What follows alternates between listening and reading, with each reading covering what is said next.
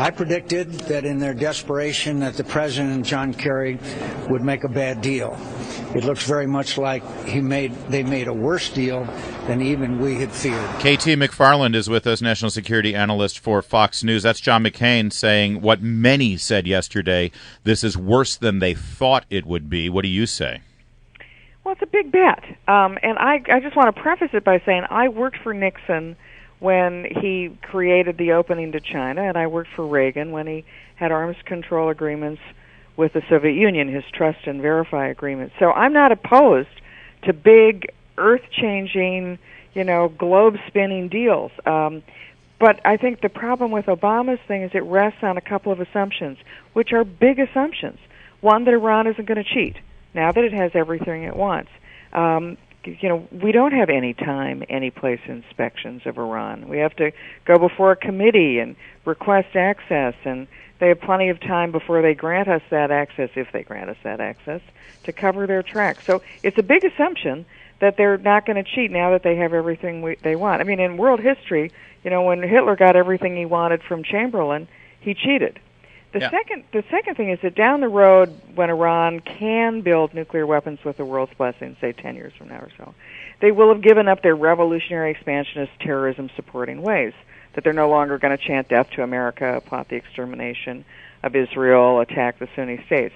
Maybe they will. I hope they will. But if he's wrong, we would have created a Frankenstein monster, a rich and powerful Iran with nuclear weapons, led by religious fanatics committed to conquering not just the region, but the whole world under the caliphate. And then the third thing Obama's got to do, which is another big if, is he's got to persuade Israel's sworn enemies, Israel, Saudi Arabia, Sunni Arab states, Iran's sworn enemies, rather, that they've got nothing to fear. So he's got to convince the Israelis don't have a preemptive bombing attack on Iran, and he's got to convince the Saudis and Kuwaitis and Emirates and Egyptians, by the way, don't worry, you don't need to get nuclear arsenals of your own. Iran isn't going to come for you. Those are all a lot of big bets. Wow. And if he's wrong, then Obama won't have the problem, but the next administration will, because it'll have a nuclear arms race in the Middle East and have created this Frankenstein monster that is all-powerful. Hey, KT, here's one question I have, and I don't know where I come down on it, because this deal, it's non-binding, it's a political agreement. Theoretically, parties could walk away from it, and I hope a Republican president does upon inauguration in 2017. But what does that will that give Iran an excuse to say, well, we don't have to heed to any of this either? I'm worried that this is all bad, but even the good things, it could fall apart at any moment, and there's any degree of chaos that may be a consequence. Amanda, I think that once this deal is done, it'll be impossible to unwind it. Here's why. Because the companies and countries, international companies and countries, are lined up at the starting gate to rush to do business with Iran. China wants to buy Iran's oil. Russia wants to sell them weapons. The Europeans want to sell them cars and manufactured goods. Apple Computer wants to sell them the iPhone. Countries want to invest in Iran's infrastructure, getting profits later. So what we saw with Nixon's opening to China, which was that the world wants to rush to China to do business, you'll see the same thing with Iran. And I think for any president coming next, or even President Obama, when he keeps saying, well, we're going to snap back those sanctions if they violate. Yeah. No, you're not. Are you really going to go to Apple Computer and say, by the way, cancel that contract? Yeah. Or to the European allies to say, by the way, that big investment you just made in car plant, no, you're not going to, or to the Chinese to say, look, those ships that are heading your way, the tankers with oil, don't accept delivery. It's just unrealistic. Snapback seems to be the big buzzword that they kept using all the time. Snapback.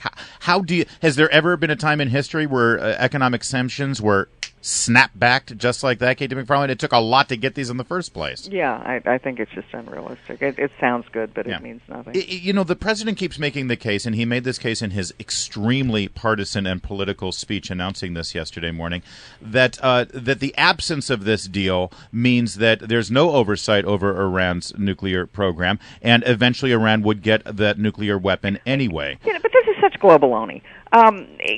Iran is getting nuclear weapons, okay? Everybody's bungled it. Iran's getting nuclear weapons. The question is a rich Iran going to get nuclear weapons or a poor Iran? I'd rather see a poor Iran. Why?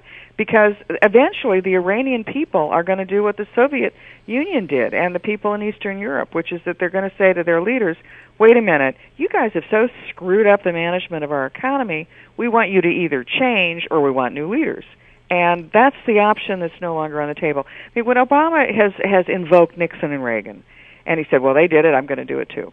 It was very different. Nixon knew that the Chinese wanted a new boyfriend, okay? He knew that the Russians, who had been good to the Chinese and their partners with the Chinese for years, had attacked China on the Chinese-Russian border. So he knew that the Chinese were looking for a new suitor. Reagan understood with the Soviet Union. You remember Reagan's first term, he talked about the evil empire of the Soviet Union. He built up America's defenses.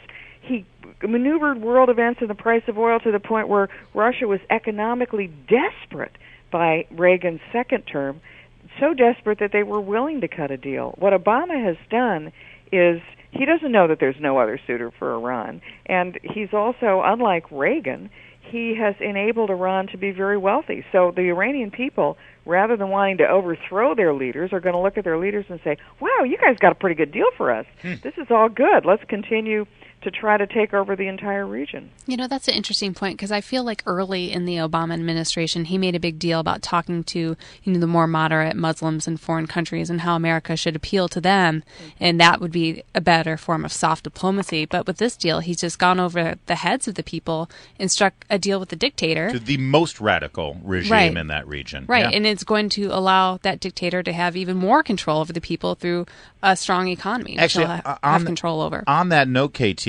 that's the other thing that needs to be discussed. What is the lesson learned now by the nations who have abided by our requests about their nuclear programs or not walking down the road of a nuclear program? What lesson is learned now by those nations who supported us with the economic sanctions that we've now pretty much thrown those out the window? What does this do to other diplomatic efforts? Again, if Obama's bet wrong and Iran does develop nuclear weapons, what it really has done is destroy this whole non-proliferation treaty and non-proliferation regime. And that's my worry, bottom line worry I care about what matters for America. I don't really care about as much about countries in the Middle East and what's good for them. I care what's good for me.